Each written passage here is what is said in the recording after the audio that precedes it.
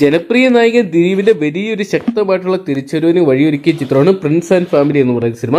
രണ്ടാം വാരത്തിലോട്ട് കടന്ന ചിത്രത്തിനെ മറികടക്കാൻ ഇപ്പോഴും ഒരു സിനിമയ്ക്ക് സാധിക്കുന്നില്ല. മികച്ച കളക്ഷൻ തന്നെ ചിത്രത്തിന് സ്വന്തമാക്കാൻ സാധിക്കുന്നുണ്ട്.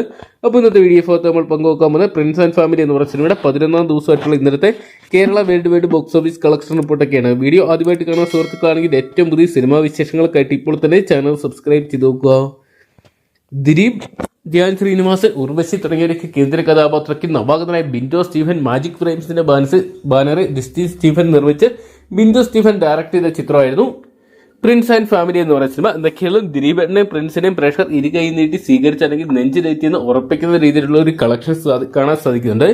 രണ്ടാം വാരത്തിലും രണ്ടാം തിങ്കളാഴ്ച ചിത്രത്തിന് കേരള ബോക്സ് ഓഫീസിൽ മാത്രം 76 ലക്ഷം രൂപ സ്വന്തമാക്കാൻ സാധിച്ചപ്പോൾ വേൾഡ് വൈഡ് ബോക്സ് ഓഫീസിനായിട്ട് ചിത്രത്തിന് ഇന്നലെ സ്വന്തമാക്കാൻ സാധിച്ചിരിക്കുന്ന ഏകദേശം 1,06,00,000 രൂപയോളമാണ്. എന്തൊക്കെയാണ് ചിത്രത്തിന് വലിയൊരു വിജയം തന്നെ സ്വന്തമാക്കാൻ സാധിക്കുന്നുള്ള അപ്ഡേറ്റുകളാണ് ലഭ്യമായിക്കൊണ്ടിരിക്കുന്നത്.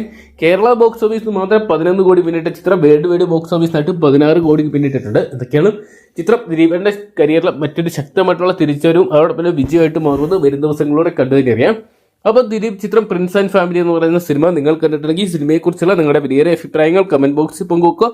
വീഡിയോ ഇഷ്ടപ്പെട്ടെങ്കിൽ ലൈക്ക് ചെയ്യാനും ഷെയർ ചെയ്യാനും ചാനൽ സബ്സ്ക്രൈബ് ചെയ്യാനും മറക്കണ്ടാവും.